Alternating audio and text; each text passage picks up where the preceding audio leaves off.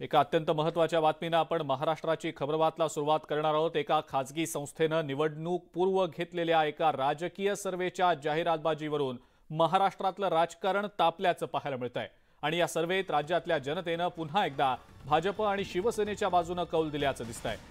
मुख्यमंत्री पदाच्या सर्वेक्षणानुसार एकनाथ शिंदेंना राज्यातल्या 26.1% जनतेनं पुन्हा एकदा मुख्यमंत्रीपदी पाहायचं असल्याचं म्हटलंय, तर देवेंद्र फडणवीस यांना 23.2% जनतेला मुख्यमंत्री पदावर बसल्याचं पाहायचं आहे। अशा एकूण 49.3% जनतेनं शिंदे फडणवीस यांना मुख्यमंत्रीपदी पसंती दर्शवल्याचा दावा या सर्वेमध्ये करण्यात आलेला आहे।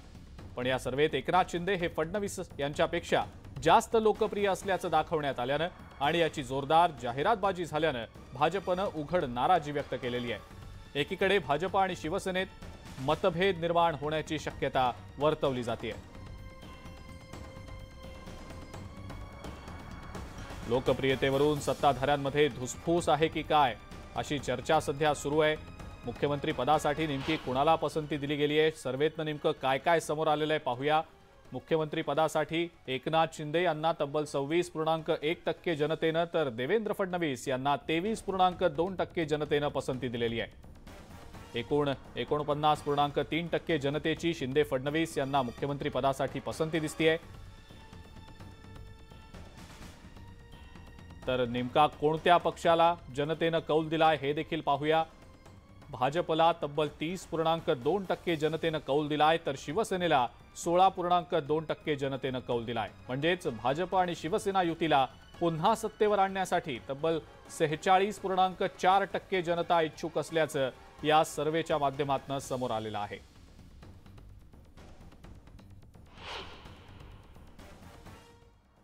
राज्यातल्या जनतेने आशीर्वाद दिलेला आहे, प्रेम दिलेला आहे आणि मला देखील काहीतरी टक्के दिलेत आणि उपमुख्यमंत्री देवेंद्र फडणवीस साहेबांना देखील पसंती दिलेली आहे। आम्ही दोघे या राज्याचे प्रमुख म्हणून नेतृत्व करतोय आणि या राज्याला पुढे नेतोय। सर्वसामान्य माणसाला हवा असलेला विकास या राज्यामध्ये दिसू लागलेला आहे आणि म्हणून या राज्यातल्या जनतेने एक सर्वेच्या माध्यमातून मला आणि उपमुख्यमंत्री देवेंद्रजींना या कामामध्ये पसंती दिलेली आहे, त्यांचा मी आभारी आहे। जाहिरातीमध्ये दोघांचं मिळून माननीय शिंदे साहेबांचं आणि फडणवीस साहेबांचं मिळून 50%पेक्षा जास्त पसंती या दोघांना मिळून या ठिकाणी लोकांनी दिलेली आहे। जो काही सर्वे आहे तो महायुतीचा म्हणून आहे, शिवसेना, भारतीय जनता पक्ष आणि आमच्याबरोबर असणारे मित्र पक्ष, त्यामुळे असं बिलकुल नाही। आमच्यामध्ये बिलकुल अशा पद्धतीचं त्या सर्वेवरनं कुठलेही मतभेद नाहीत। एखादी चूक झालेली असेल जाहिरात देताना, जाहिरात सुधारली जाऊ शकते। आमच्यामध्ये कुठलेही मतभेद नाही आहेत, मी स्पष्टपणे सांगतो। आता आम्ही 1-1.5 तास एकत्र होतो, कुठल्या संदर्भात होतो की महाराष्ट्राच्या जनतेसाठी कुठल्या कुठल्या स्कीम आपल्याला राबवायच्या आहेत, त्यांच्यासाठी काय काय करायचं आहे। श्रेयवादाची लढाई ही दोन्ही पक्षामध्ये बिलकुल नाही आहे। ही फूट पाडण्याचा प्रयत्न कोण करतंय हे उघड आहे। शिवसेनेनं दिलेल्या जाहिरातीनंतर राज्यात राजकारण रंगू लागलेलं आहे आणि या जाहिरातीवरून विरोधकांनी सरकारवर टीकास्त्र सोडलंय। गुण नाही पण वान लागला आणि डाव्या बाजूला पवळ्या बांधा, अशी या शिंदे फडणवीस सरकारची केंद्रासोबतची दोस्ती आहे। अनेक सर्वे आले आणि त्या सर्वेनंतर मग आता आपणच सर्वे करून घ्यायचा आणि जनतेसमोर मांडून कसं मला पसंती आहे जनतेची हे दाखवण्याचा हा एक खोटा प्रयत्न आहे। आणि येणाऱ्या काळामध्ये 42 पेक्षा जास्त जागा महाविकास आघाडी लोकसभेत जिंकलेल्या दिसतील आणि 200 पेक्षा जास्त जागा विधानसभेत जिंकलेल्या दिसतील। एक होते शिंदे ही स्टोरी 2024 नंतर महाराष्ट्रात लिहिली जाईल। ही जाहिरात सरकारची आहे की खाजगी आहे हे आपल्याला माहिती आहे। ही जाहिरात सरकारी असेल तर त्याच्यावरती भारतीय जनता पक्षाच्या लोकांनी उत्तर द्यायला हवं। सगळ्या वृत्तपत्रामध्ये कोट्यावधी रुपये खर्च करून फक्त एका सर्वेची जाहिरात करण्यात आली आहे, कोट्यावधी रुपये खर्च करून। जे कोट्यावधी रुपये नक्की सरकारचे आहेत, सरकारी तिजोरीचे आहेत, ती स्वतःचे आहेत, ती 2000च्या नोटा त्या चलनामध्ये आणण्यासाठी धावपळ सुरू आहे, त्या कशा केल्या जात आहेत? म्हणजे स्वतःच सर्वे करायचा, स्वतःच्याच एजन्सीकडनं सर्वे करायचा आणि स्वतःचीच पाठ थोपटून घ्यायची. स्वतःच्या एजन्सीकडनं सर्वे करून एकनाथ शिंदे यांनी की महाराष्ट्रामध्ये मला 26.2 इतक्या टक्केवारीमध्ये लोकांचा मला पाठिंबा आहे अशा बद्दल जाहिरात पाहिली. खरोखरच हास्यास्पद आहे. म्हणजे आपली स्वतःची एखादी एजन्सी लावायची, तिला टार्गेट द्यायचं आणि त्याच्याकडनं एजन्सीची सर्वे करून त्याला पब्लिसिटी द्यायची, याच्यातला हा प्रकार आहे. राज्यातल्या विधानसभा निवडणुकीला 1.5 वर्षांचा कालावधी आहे. मात्र युतीचा भावी मुख्यमंत्री कोण यावरून युतीमध्ये आतापासूनच रस्सीखेच सुरू झाल्याचं चित्र आहे. राष्ट्रात मोदी आणि महाराष्ट्रात शिंदे अशी मोठ्या प्रमाणावर जाहिरातबाजी करण्यात आलेली आहे आणि या जाहिरातबाजीमुळेच देशात नरेंद्र, राज्यात देवेंद्र या भाजपच्या घोषणेवर प्रश्नचिन्ह निर्माण झालंय. निवडणुकीपूर्वी महाजनादेश यात्रेच्या माध्यमातून फडणवीसांनी राज्यातील राजकीय वातावरण ढवळून काढलं होतं. पण आता भाजपच्या त्या घोषणेला शिंदेंच्या नेतृत्वातील शिवसेनेनं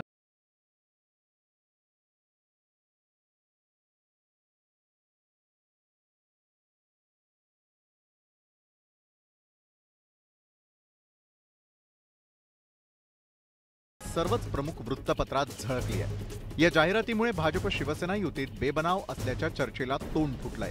तर महाविकास आघाडीतील नेत्यांच्या हाती आयताच मुद्दा मिळालाय. म्हणजे मी ऐकलेलं होतं, तुम्ही पण पत्रकार मित्रांनी ऐकलं असेल, केंद्रात नरेंद्रजी आणि राज्यात देवेंद्रजी अशा पद्धतीची घोषणा भाजपवाले देत होते. आता तीच घोषणा मागे पडली, राष्ट्रामध्ये मोदी आणि महाराष्ट्रात शिंदे. आता ही नवी घोषणा पुढे आलेली आहे आणि आता भाजपच्या कार्यकर्त्यांना पण ही घोषणा द्यावी लागेल, कारण तिथं राष्ट्रामध्ये मोदी आणि महाराष्ट्रामध्ये शिंदे. आता हे भाजप नेत्यांना मान्य आहे का? या जाहिरातीत मुख्यमंत्री पदासाठी एकनाथ शिंदेंना 26.1% तर देवेंद्र फडणवीस यांना 23.2% लोकांनी पसंती दिल्याचं नमूद करण्यात आलंय. या सर्व्हेवर मुख्यमंत्री शिंदे यांनी ही सूचक प्रतिक्रिया दिली आहे. सर्वसामान्य माणसाला हवा असलेला विकास या राज्यामध्ये दिसू लागलेला आहे आणि म्हणून या राज्यातल्या जनतेने एक सर्वेच्या माध्यमातून मला आणि उपमुख्यमंत्री देवेंद्रजींना या कामामध्ये पसंती दिलेली आहे. त्यांचा मी आभारी आहे. भाजप शिवसेनेमध्ये धूसफूस असल्याची राजकीय वर्तुळात चर्चा सुरू आहे. त्यावर उपमुख्यमंत्री फडणवीसांनी नुकताच खुलासा केला होता. भाजप आगामी निवडणुका एकनाथ शिंदेंच्या नेतृत्वाखाली लढवणार असल्याचा दावा फडणवीसांनी केला होता.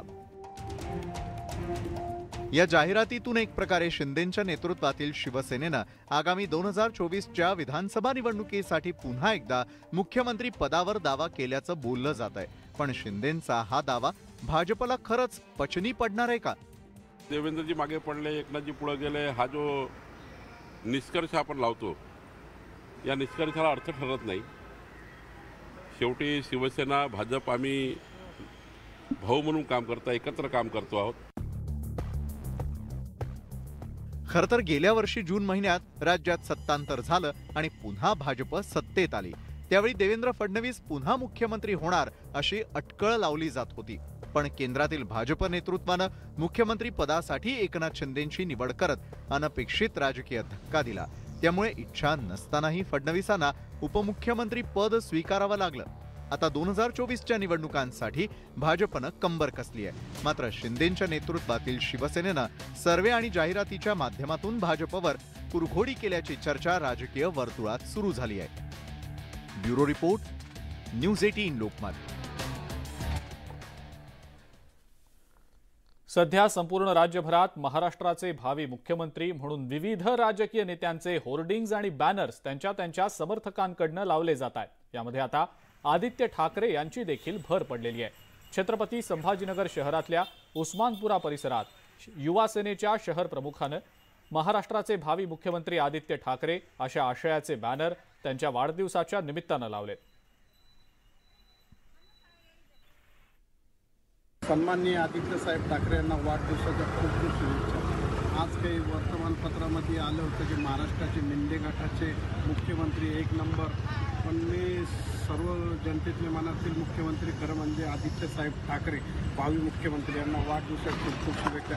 आणि मिंदे गटाने जे सर्वे काढला हे सगळे खोके देऊन झालेला सर्वे, त्याच्यामध्ये खोकेचा मुख्यमंत्री आणि त्यांचे जे मनातील मुख्यमंत्री आदित्यसाहेब ठाकरे.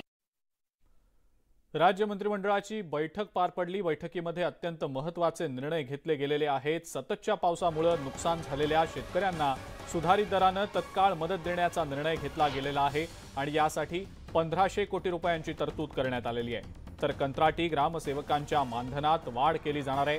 त्यामुळे ग्रामसेवकांना 16,000 रुपये मानधन मिळणार आहे. तसंच 5वी आणि 8वीच्या विद्यार्थ्यांना अधिक प्रोत्साहन देण्यासाठी शिष्यवृत्ती वाढवण्यात आलेली आहे.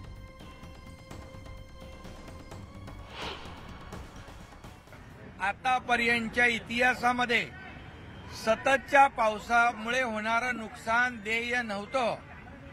आपल्या सरकारने, आमच्या सरकारने सततच्या पावसामुळे होणारं नुकसान नैसर्गिक आपत्ती धरावं, त्यांना नुकसान भरपाई मिळावी अशा प्रकारचा ऐतिहासिक निर्णय घेतला आणि सततच्या पावसामुळे होणाऱ्या नुकसानापोटी आजच्या कॅबिनेटमध्ये 1500 कोटी रुपये देण्याचा ऐतिहासिक निर्णय देखील घेतलेला आहे.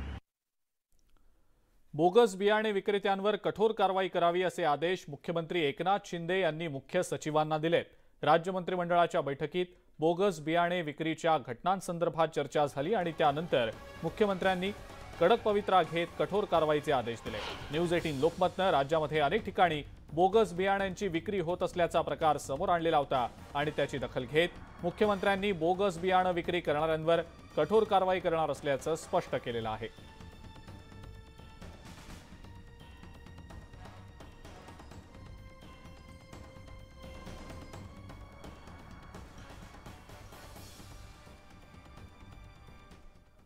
बिपरजॉय चक्रीवादळाचा गुजरातला चांगलाच फटका बसलेला आहे. गुजरातच्या अनेक भागात ऑरेंज अलर्ट जारी करण्यात आलेला आहे आणि बिपरजॉय चक्रीवादळामुळे गुजरात राज्यात अनेक ठिकाणी मुसळधार पाऊसही पडलेला आहे.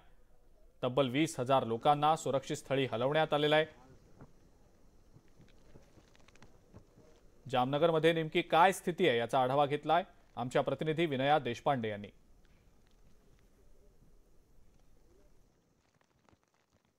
बिपरजॉय चक्रीवादळ हळूहळू घोंगावत पश्चिमी किनारपट्टीकडे हळूहळू सरकत चाललंय. आपण आता आहोत गुजरातच्या जामनगरमध्ये, जिथे वाऱ्याचा वेग प्रति ताशी 50 ते 60 किलोमीटर एवढा आहे. गुजरातच्या वेगवेगळ्या भागांमध्ये सध्या ऑरेंज अलर्ट लागलेला आहे. काही ठिकाणी शाळा पुढचे 2 दिवस बंद ठेवण्यात आलेल्या आहेत आणि पुढचे 2 दिवस वादळी वारे इथे फक्त वाढतच जाणार आहेत. आता आज जर का आपण बघितलं तर गुजरातच्या काही भागांमध्ये जे सखल भाग आहेत तिथे तुरळक भागांमध्ये खूपच जास्त अतिवृष्टी झाली असल्यामुळे जवळपास 20,000 नागरिकांना सुरक्षित स्थळी हलवण्यात आलेलं आहे. SDRF, NDRF दोन्ही गटांच्या वेगवेगळ्या तुकड्या गुजरातच्या वेगवेगळ्या प्रदेशांमध्ये ठेवण्यात आलेल्या आहेत. व्हिडिओ जर्नलिस्ट राजेश सापळेसह विनया देशपांडे, जामनगर. महाराष्ट्राची खबरबातमध्ये आता वेळ झाली आहे एका ब्रेकची. बघत रहा न्यूज 18 लोकमत.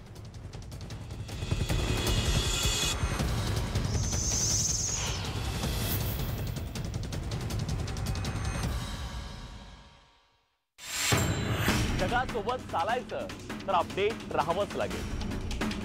पण रीलच्या जमान्यात वेळ आहे कोणाकडे? पहा ब्रेकलेस आणि ब्रेथलेस बातम्या, 100% बातम्या, संध्याकाळी 6:52 फक्त न्यूज 18 लोकमतवर. ब्रेकनंतर आपल्या सगळ्यांचं पुन्हा एकदा स्वागत. ब्रेकिंग न्यूज यानंतरची आपण पाहणार आहोत. पंढरपूरला जाणाऱ्या वारकऱ्यांना आता टोल माफी जाहीर करण्यात आलेली होती. आता या संदर्भातला GR राज्य सरकारकडून जारी करण्यात आलेला आहे. शासनानं परिवहन विभागाला तसे आदेश दिलेत. आजपासून RTO मध्ये स्टिकर उपलब्ध असून 13 जून ते 3 जुलै दरम्यान ही टोल माफी असणार आहे. पंढरपूरला जाणाऱ्या वारकऱ्यांना टोल माफी सरकारनं जाहीर केलेली होती. त्या संदर्भातला GR सरकारनं जारी केलेला आहे. तसे आदेश परिवहन विभागाला देखील दिलेले आहेत आणि त्यामुळे आजपासून RTO मध्ये स्टिकर्स उपलब्ध असतील. 13 जून ते 3 जुलै या कालावधीमध्ये ही टोल माफी मिळणार आहे। पंढरपूरला जाणाऱ्या वारकऱ्यांसाठी राज्य सरकारनं ही घोषणा केलेली होती। त्या संदर्भातला GR आता जारी करण्यात आलेला असून शासनानं परिवहन विभागाला तसे आदेश देखील दिलेले आहेत।